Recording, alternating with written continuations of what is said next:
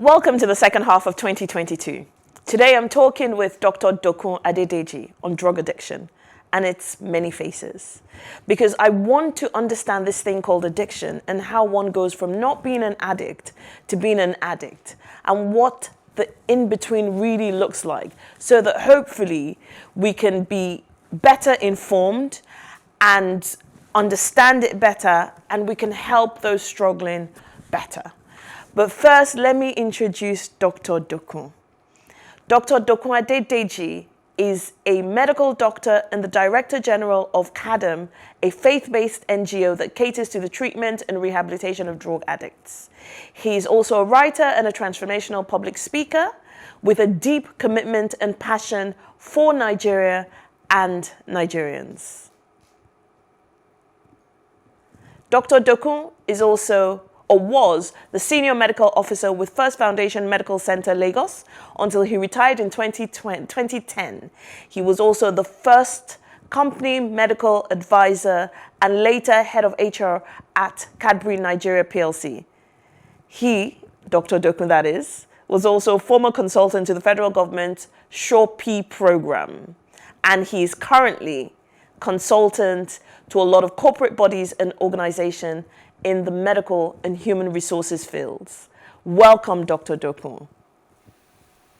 Thank you very much, Feran. Talking with you yesterday about addiction briefly was quite insightful, and I'm sure the next few minutes will be even more insightful. So I'm really quite pleased that you're here with us today. Thank you. Thank you for inviting me. How are you this morning? I feel much better. Thank you. Awesome, awesome. So let's delve right in. Firstly, who is an addict? Who is a drug addict? An addict is someone who is, should I say, began to take drugs and somehow he can no more control the use, and even apart from knowing the consequences, they persist in it. It then becomes a catch-20. He can't stop taking it, and he wants to stop, and he still takes it, even in spite of the consequences. And usually, there are people who no man can control. They can't do without the drug, in spite of the consequences. Okay, so can addiction be prevented? Oh, absolutely. You see, one of the things you're doing today is raising awareness and then the consequently prevent people from going to drugs. You know, because the more we talk about this issue and then we create for people a benefit of making informed choices. And then if the person now decides that they still wants to continue, then he is made up his mind to face the consequences. It can be prevented, and how can it be prevented? Manifold, getting advocacy on the way for people to know how bad this is, and also for us to have policies against making some of these substances not available. Even when they're available, they are strictly controlled, particularly the prescription drugs. It can be dealt with if we truly want to. Okay. But people will still get addicted no matter what we do. Okay, so, like you said just now, people will still get addicted no matter what we do. But how does a person go from not being an addict to becoming an addict? But even before you answer that, Dr. Dokun, are we talking hard drugs or are we talking prescription drugs? I think in today's balance of, that's why we don't call it drug abuse anymore, we call it substance abuse. Because the illicit drugs are there, prescription drugs are there, and some again that you call socially acceptable are there, and also what you call miscellaneous. That is, you can't classify them as drugs. They are substances that are being abused. And so it goes across a spectrum of substances. I see. Can you give me some examples of the different ranges? Because I want us to make it real for everybody. Yeah, because I'm glad that you are raising this issue. And people seeing people who are addicts are terrible people, are criminally minded is not true. I'm saying this because anyone can progress into the state of addiction. It depends on what happens. Let me start with a classification that makes it a lot easier for people to understand. There's a category we call the socially acceptable drugs, like alcohol and cigarettes. And people who take alcohol, who take cigarettes, nobody frowns at them until it becomes somehow an embarrassment, or people begin to take alcohol to excess and they begin to exhibit incongruent manners. And then the other one you go to is illicit drugs, which everybody knows about, those illegal drugs, marijuana, and the rest of it. And then you go to prescription drugs. This is now becoming extremely difficult to manage because a lot of our young people are involved in this. They mix this with other illegal drugs and then makes it more terrible to manage. And then the final one that I do say is miscellaneous. When I say miscellaneous, there are things you cannot classify as drugs because they are substances of abuse. How do you want to classify petrol? How do you want to classify nail polish remover or methylated spirit or pit latrine or things like that, or a bowl stick of gum? Do you want to call those one drugs? They're not drugs, but they're substances. Wow. Things like zakami seed, which is common in the north, or gegebo, which is common in the southwest. These are substances of abuse that people have discovered to aid them in getting high. So the ultimate objective is getting high. Oh yes, that is it. It is, and truly, they do get high. And what that means is that in a different frame of mind. That is what the getting high means, that it gives them a different sensation of invisibility. If you can call it like that, I think they can do anything they choose to do at that time. But the thing is, and why people now continue, they never will get that kind of high again with the same dose of what they have taken. So in trying to get back to that form of first high, they pursue other things. And that is the unfortunate thing about addiction, is that something leads you, like when you put a bait for a rat and it smells it and it goes to take it and then it gets caught. And when it gets caught, that's it. Wow. The way I would explain it based on what you've just said, it's very unrelated but simple. Mosquito and mosquito fleet. I noticed that when you use the same fleet to try and kill mosquitoes in the same space, after a while that fleet becomes ineffective. And then you have to buy different ones. Absolutely. So that's the analogy I can think of. Wow. Okay, Yeah. so how is it that you go from... Sorry, you were saying? You were about to say something? I think usually that's the way it is, because you take it, it gets you to do something. After a while, it gets as if it's not working anymore. Then you seek for other alternatives. And that's why people get addicted. In trying to get the high that they got, they'll seek more things to give them the high, which they never get. Wow. So how do you then go from casual user to an addict? And what's the in-between?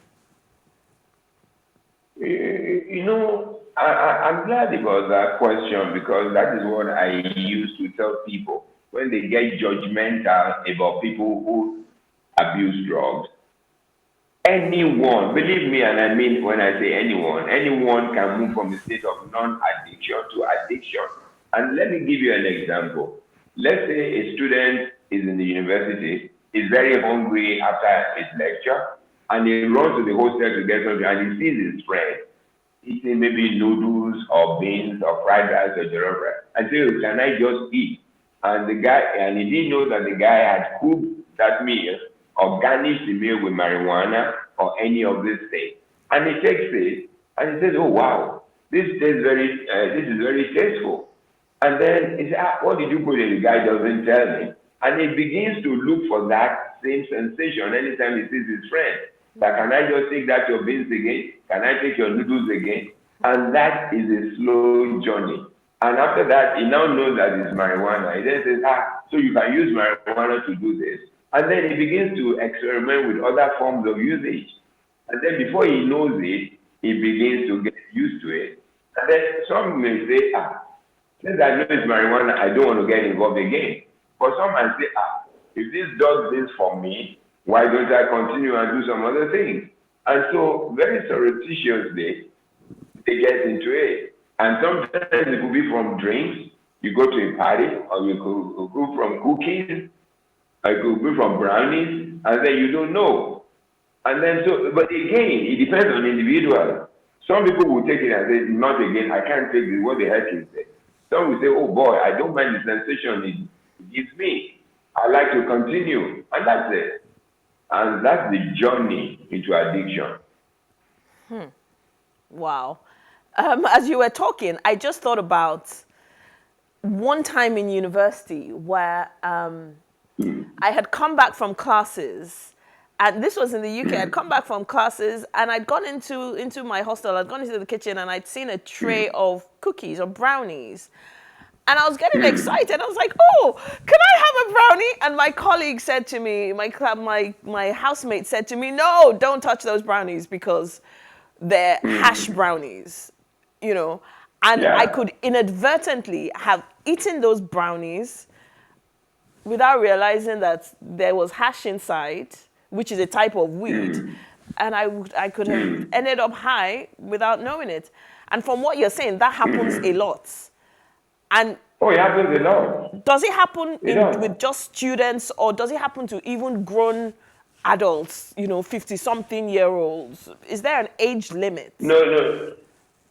No, you see, usually you will find that kind of occurrences in young people, students, maybe people in their 20s, in their 30s, maybe not in the 50s. Anybody in the 50s who goes to a party of his age mate is not likely to find that. It's likely to be more alcohol or that kind of a thing. So it's not likely that you find that in the age group that you mentioned.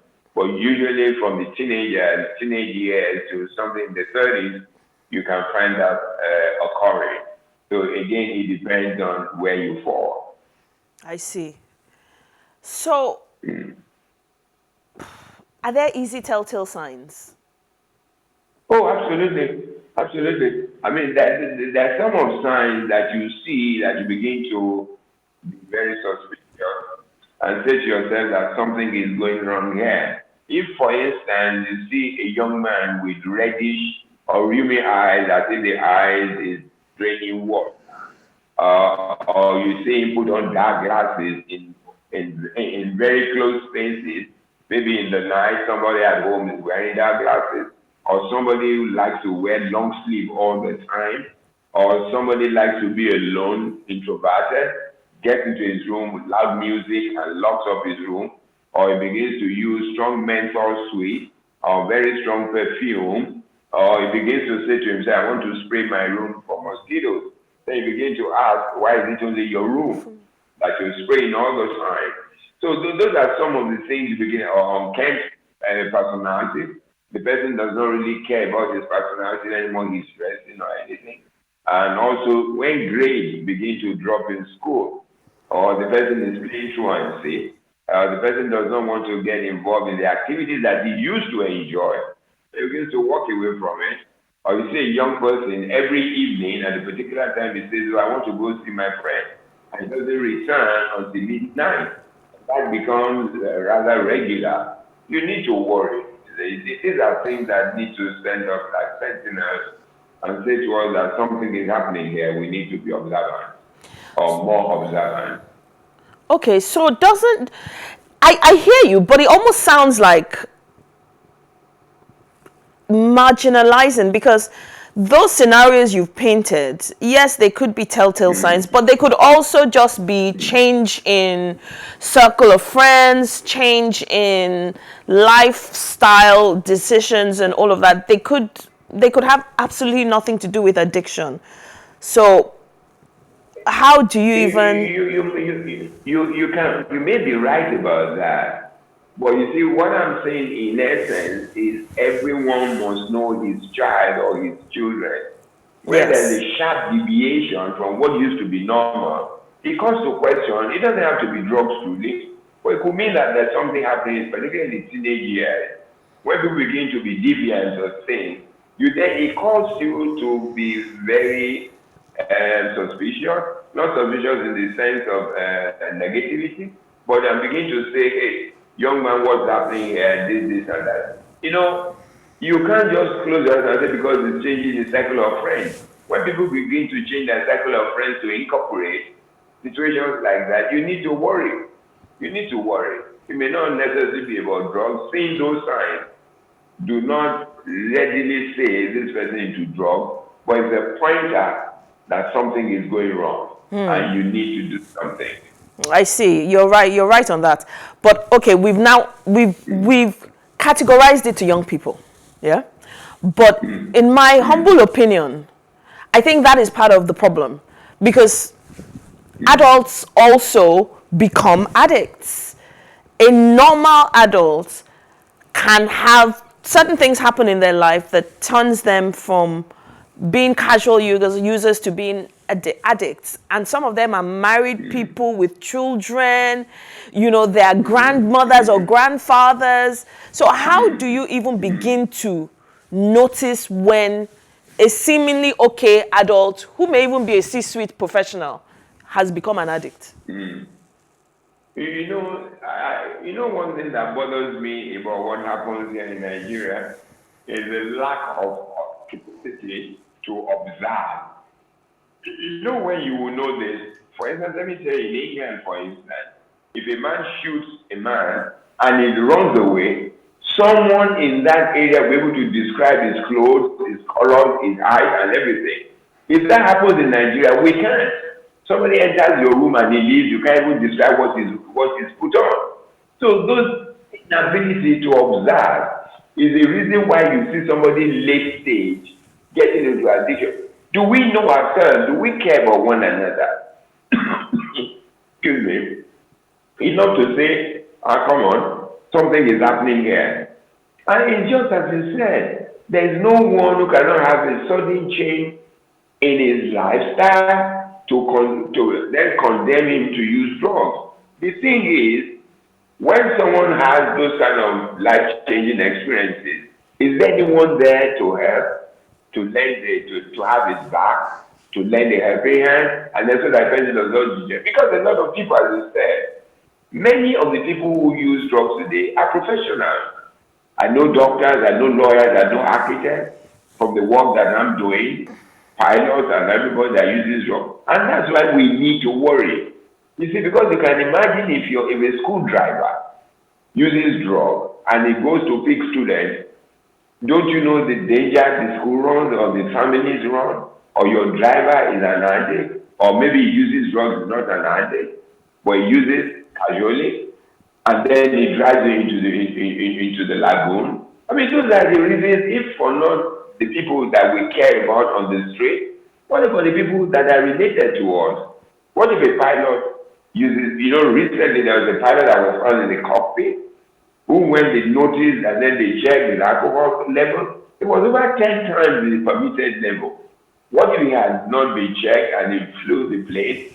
You see, these are the reasons why people need to wake up. And don't begin to stigmatize or consign people in a judgmental manner. Oh, he's an addict. Oh, is it? No.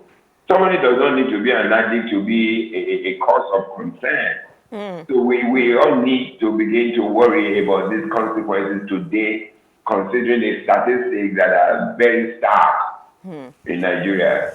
Wow, thank you so much for that. And one of the key things I've taken away from what you've said is we need to become more observant. We need to stop walking around with our heads in the clouds like we don't know what's going on around us. We need to just become much more observant. Are there common triggers, particularly in this society we live in where life is so hard? What are the common triggers that make somebody become an addict, and how can we address those triggers regardless of age? Number one, availability of these drugs and accessibility. It's freely available everywhere and it's cheap. And then also the pressures of daily living, marital disharmony, separation, divorce, and also just experimental uses. Young people want to be young people, and then peer pressure. Those are just some of the things that can. And then also, people not being able to manage the pressures in their life and then taking solace in something. Because when people do that, they can start with alcohol. And then after a while, they find that alcohol is no more enough. And somebody says, oh, why don't we put a dash of something in it? And then it progresses. So all the daily life struggles, I'm not saying we all face these struggles. We all face these issues, but each person's threshold is different. And those are it's just like suicide. Why is it that people face the same issue and some people take their lives? It's just a consequence. And people think it's lack of is weakness, personal weakness. It's not true. It's not true. It's just that after a while, if somebody gets to a point of threshold, he can't manage and he finds the easiest way to do it is do something. And so those are the issues we must begin to look at in our daily lives. Yeah. How do we manage them? How do we help people to manage? How do we support ourselves so that we don't get pushed over the ledge? So what advice would you give to friends, families, all of us to be able to, manage these things, watch out for the triggers? What practical advice can you give us so that we can hopefully not become addicts and people around us don't become addicts? I think what we must start with is what I say to people. Parents must be parents again. Parents must begin to find time for their children. I ask people, why do people get married? Why do you have children? If you have children, what is your responsibility to them? People blame these young people for what is not their responsibility. We don't have enough guidance for them. Where is the role model for them? But parents say don't smoke, they smoke. If family came to me, the father does marijuana and he doesn't expect the children to do, of course not. You see, parents must go back because that is the smallest unit of society and that is where everything starts from. We can't blame government, we can't blame the society, we can't blame the church or school when we don't have the foundation at home. So parentally for me, let's start from the home. Apart from that, let us now begin to care about one another. Let us begin to care. That is not to say you are sticking your nose in people's private. But again, we must know ourselves to the point that when you begin to see little changes, you can interrogate it. And we don't talk enough. Parents don't talk enough to their children. You take decisions on their behalf, believing that you know what is best for them. It's not true. You don't know what is best for them. Why do we make our children make wrong choices? Because we want to be satiated by the choices they make. You want your son to be a doctor because you're a doctor, or your friend's son is a doctor. On what basis? I keep saying to people, when they read literature, he's one of the best known men in the world. He didn't have to be a doctor. You see, so we must begin to understand the intricacies of each person's life and leave people to make the choices that suit them. When we begin to do that, and also government gets serious. This is probably the main time that I think NDLA has been extremely responsive because of General Marwa, because he has come to an understanding that most people don't even have the understanding in government. So you may find that he doesn't get all the answers that he wants, but he's very progressive about it and he's taking his time. If we can all do that and keep to it and believe that helping substance abuse addiction is a collective responsibility. It is not government's responsibility. It's not the school's responsibility. It's a societal responsibility. What is our individual role in this? Then we will have better answers and better response. Thank you so much, Dr. Dokun.